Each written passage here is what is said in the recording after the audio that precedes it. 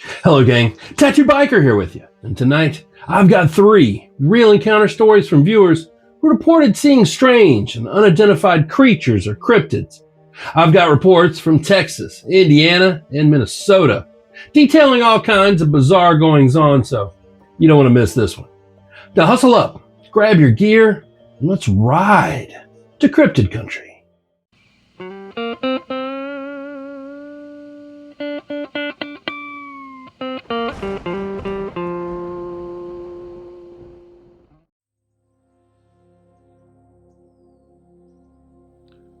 Number 1.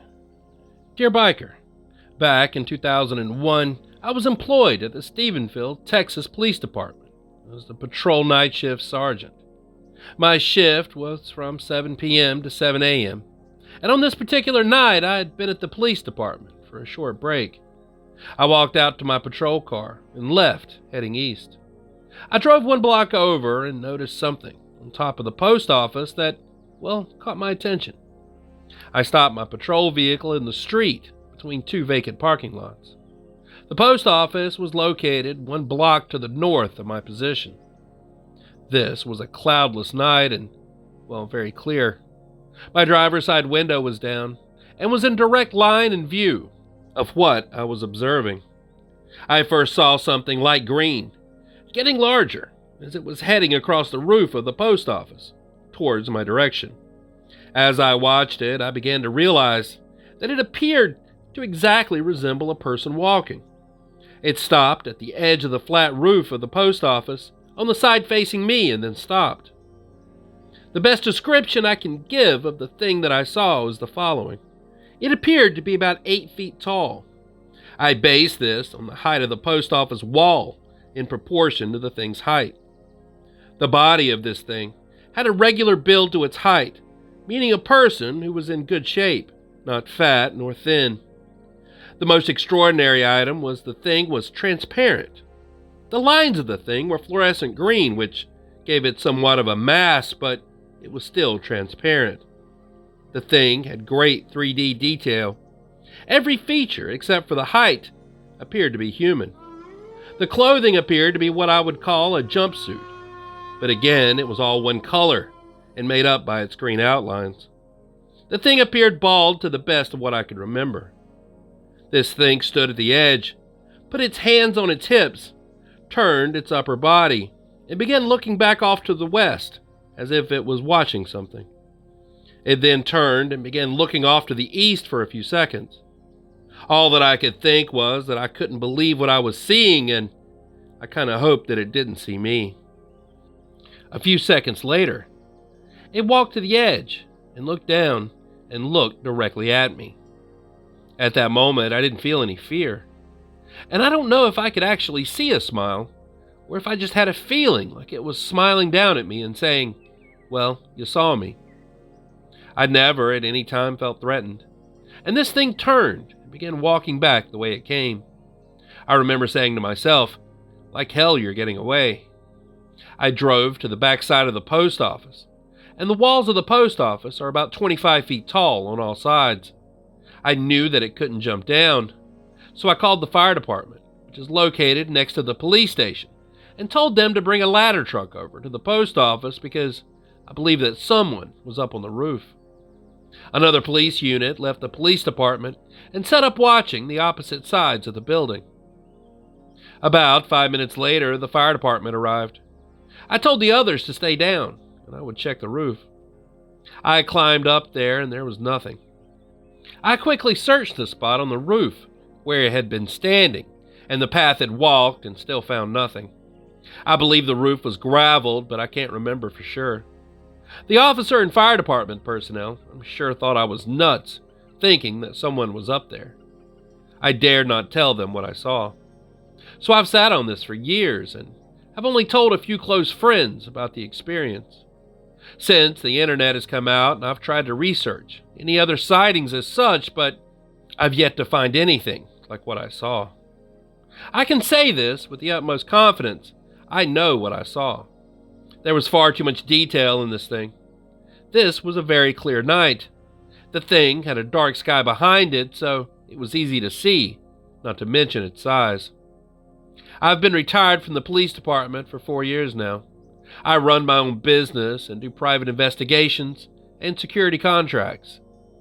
If you've had any other reports like this one, I'd greatly appreciate a response.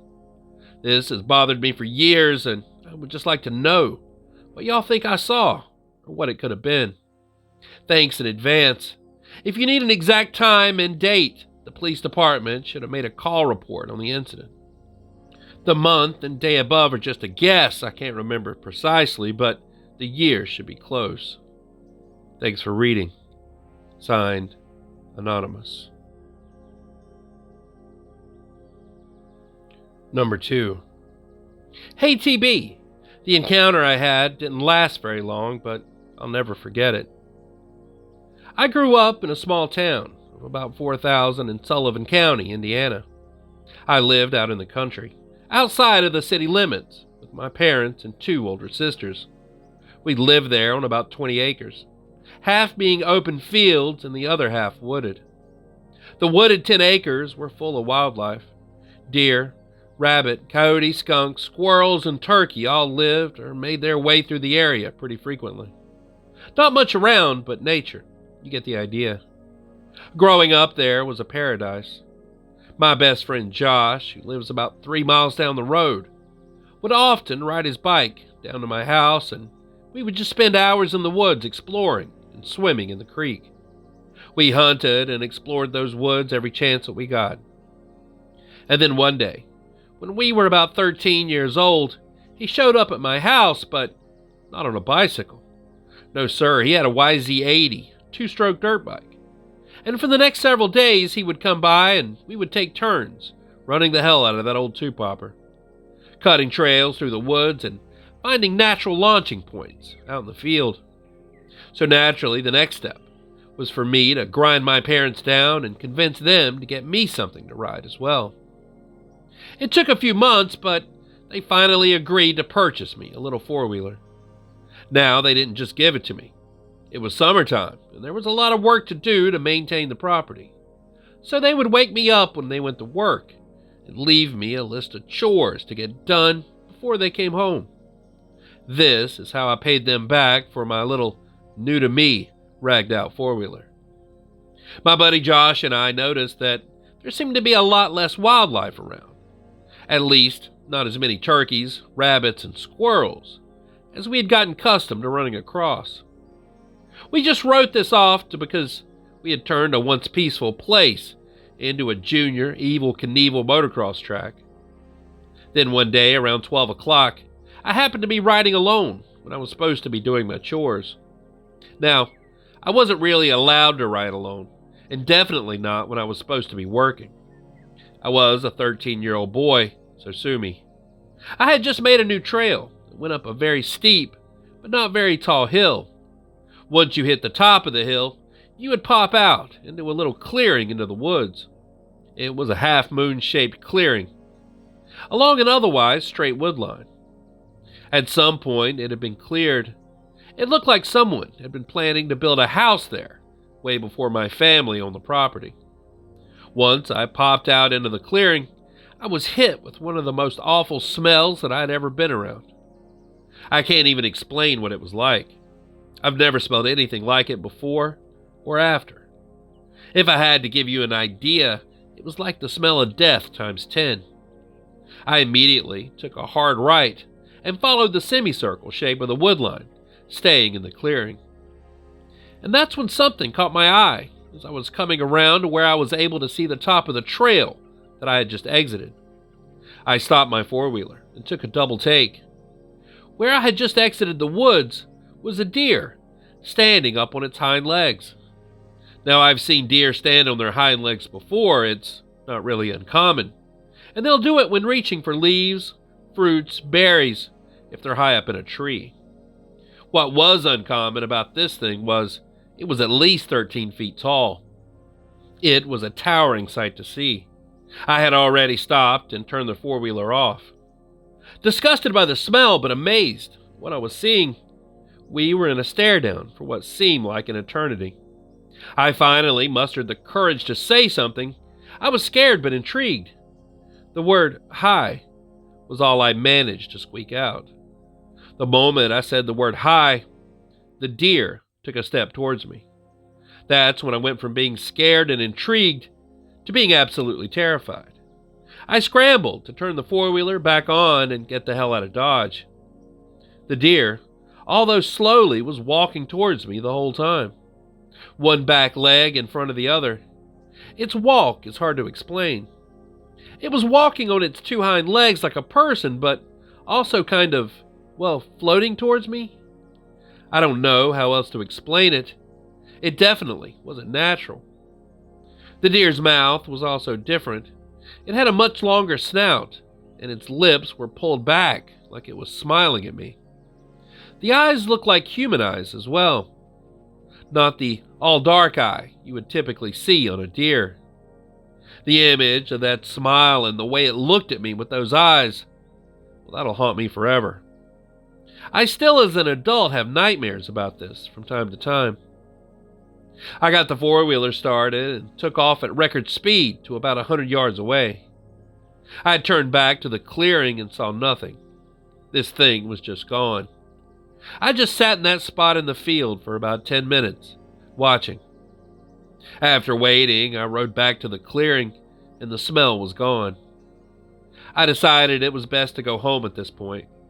I have no idea what made me go back after seeing that. I think it was because I knew that it wasn't actually a deer, even though it had to be a deer, right? I spent the rest of the day inside, looking out the windows from time to time. I didn't go back out and do any of my chores, and I did get in trouble for that, but I didn't care. There was no way I was going back outside that day.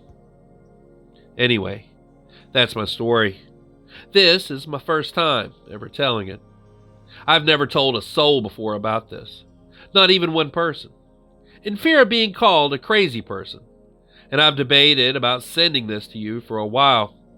I'm so glad I did. Getting it out just by writing it down is like a small weight lifting off my shoulders. I now know that I most likely had an encounter with not a deer. This encounter gave me a different outlook on things that we think can't exist, but if you've seen them, then you know they do. There are a lot of BS stories on the internet, but because of this, I know at least a fraction of them have to be real. Signed, Jacob.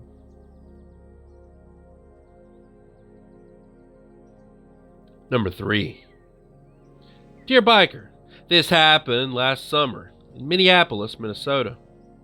I'd gone out for a walk around 8 or 9 p.m., and I was walking on a street with a big park on one side and a couple of baseball diamonds surrounded by forest on the other. I wasn't particularly paranoid or on high alert or anything.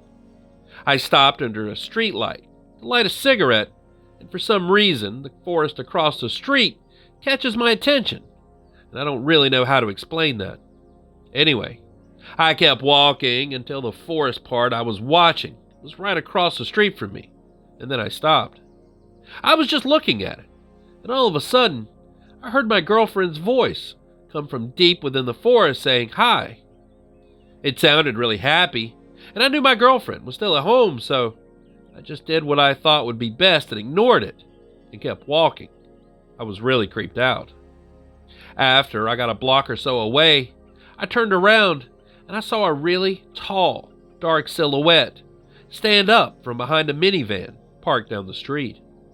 I was officially terrified, and I ran all the way home. It was pretty creepy, but it kicked off a bunch of messed up stuff that started happening to me for the next several months. I can try to describe it better. When I saw it coming towards me at work, it moved kind of weird, like it wasn't very good at walking. It didn't move very fast. Every now and then I saw its eyes, but they were different colors every time. Sometimes they were red and sometimes they were yellow. I thought that it was strange, so I asked a few people I know about it, and I got a lot of responses saying it might have been a demon. I definitely felt afraid of it. I didn't go outside much for a while. My girlfriend told me around that time that she thought something was attached to her, and had been for a long time. So I did some cleansing stuff for both of us, and it went away for a while. but every now and then I hear weird stuff outside our window at night, like a whistling that doesn't sound like it's a person. And my girlfriend said the other day that she heard my voice in the kitchen when I wasn't home. So I think maybe it's still around. I haven't actually seen anything for a while, but we're both hearing stuff sometimes. At this point, it's just making me mad because I have more important things to worry about and I don't like being messed with. This is my first time dealing with this kind of thing. Thanks for reading. Signed, Mitch. And there it is. All the true cryptid sighting stories that I have for you tonight. So what were these strange creatures? I can't wait to read your thoughts and theories down in the comment section below, but please, keep it respectful to the witnesses. And if you have a strange experience or an unexplained encounter that you'd like to share, just send it to the email address in the description and, well, your story may just wind up in a future video. Anyways, thanks so much for riding with me tonight. I sure do appreciate it. And until next time, stay curious, stay vigilant, stay safe, and I'll be seeing you on down the road a ways. Biker out.